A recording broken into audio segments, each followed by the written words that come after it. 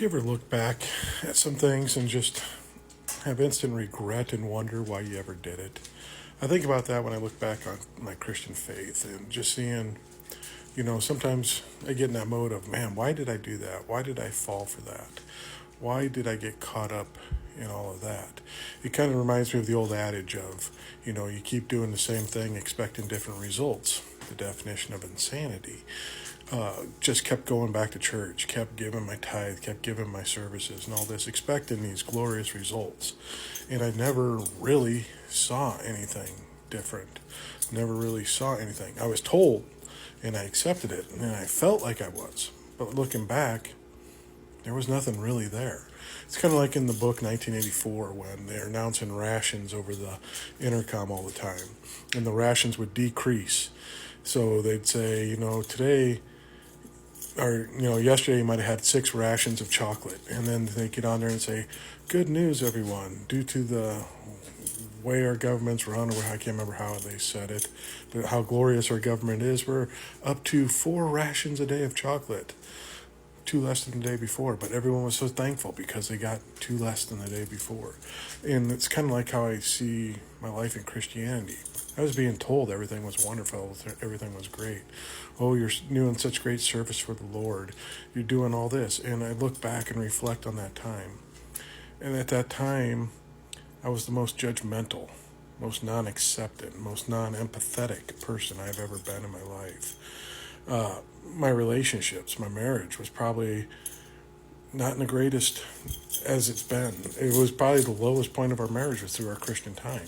And only through coming out of deconstruction did we really truly understand what relationship was with another person. I wouldn't say that the marriage was horrible, but some of our biggest struggles and everything were during our Christendom, trying to fit into that role and mold of what Christian marriage looked like. My anxiety, my stress levels were the highest they've ever been in my life when I was a Christian. So I look back and I see all this stuff and I see the reality of what I was expecting, but I was being told everything was sunshine and roses. It was great. You're doing everything perfectly.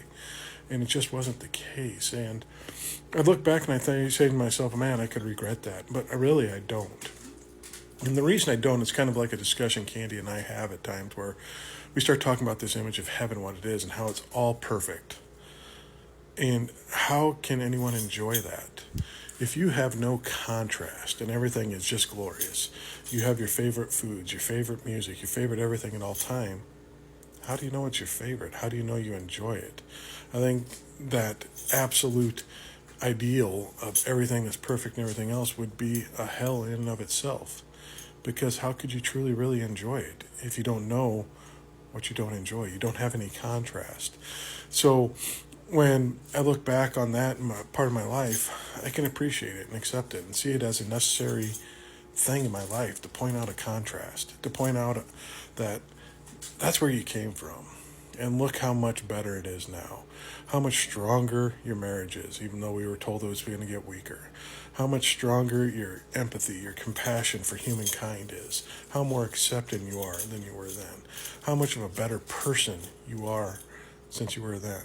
And that contrast helps me enjoy the life I have and helps me realize what I've got and what I've done and what I've experienced. So, yeah, sometimes I kind of start off on that regret path where I came from, but then I realize it was an important part because it really exposed a lot of things that I needed to be shown, what was going on in my life in that world at that time and how much better it has gotten since then.